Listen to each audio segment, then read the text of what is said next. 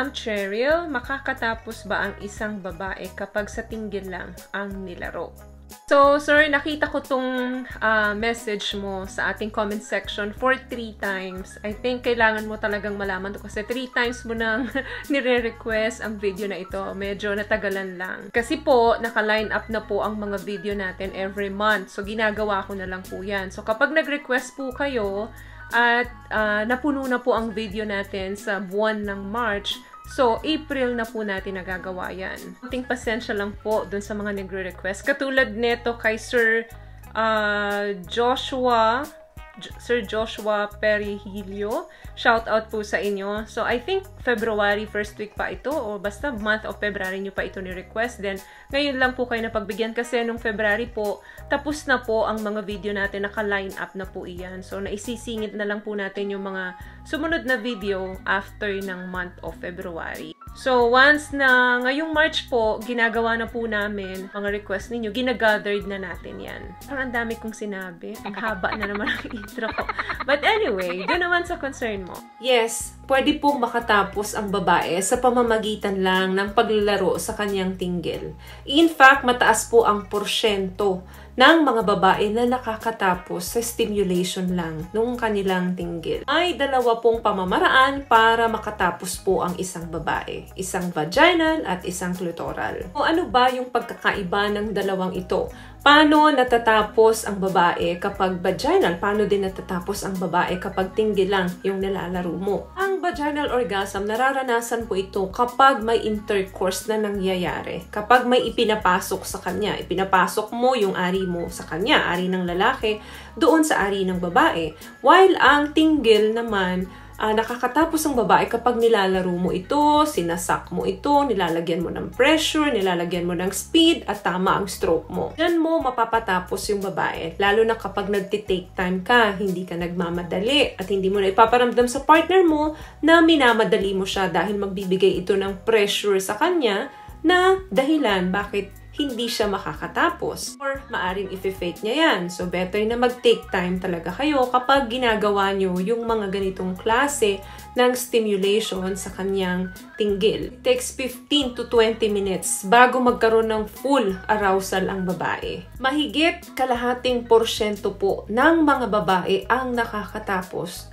oral sex. Ano ito? Ito yung paglalaro mo doon sa kanyang tinggil, sa kanyang vagina, sa kabuuan ng kanyang vulva. Hindi naman kasi porkit maliit yung clitoris na yan, akala nyo ganyan lang kalit. Actually, halos buong parte ng kanyang vulva ay nasa sako po ng tinggil yan. Parang iceberg yan, guys, di ba? Makikita nyo, yung tip lang ang nakikita nyo sa ibabaw, pero sa ilalim niyan malaki. Kaya nga, minsan kapag ang stroke mo mali, di ba, hindi rin siya nape-pleasure. So, kapag minsan sa ibabaw, hindi doon malakas yung stimulation niya, nandun sa pinakailalim ng kanyang mani. Minsan naman, nandun sa pinakagilid. So, napakalaki po ng parte ng tinggil. Maliit lang yung nakikita natin dyan, pero ang kabuuan niyan, malaki po talaga. So, importanteng nadadaanan mo ang lahat ng parte ng kanyang vulva. Kasi napakaraming nerve endings po ang nakapalibot dyan.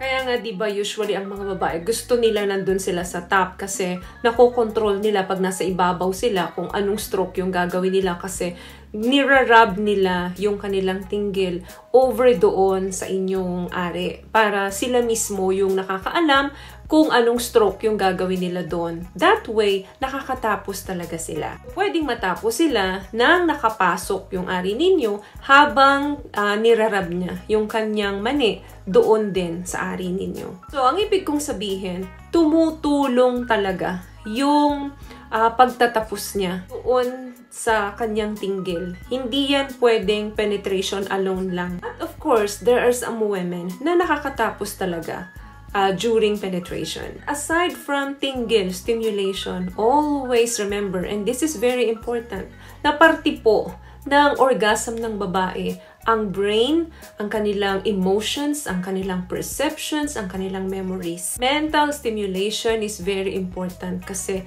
doon nag-stimulate yung kanyang imagination sa kanyang brain. This actually helps para mag-orgasm ang babae. Relaxing and concentrating doon sa sensation kesa naman mag-worry ka doon sa mga paano matapos, ano yung gagawin mo, ano yung posisyon na dapat mong gawin para mas ma-pleasure siya. Relaxing can help your brain para ma-process yung pleasure. Overall, orgasm is a very individualistic thing. There is no one correct pattern of sexual response. Whatever works, feels good, kung ano man yung pakiramdam mo na connected sa katawan mo, makes you feel more alive and connected to your body, yun naman ang importante. And yes, nakakatapos ang babae sa pamamagitan lang ng paglalaro ng kanyang tinggil.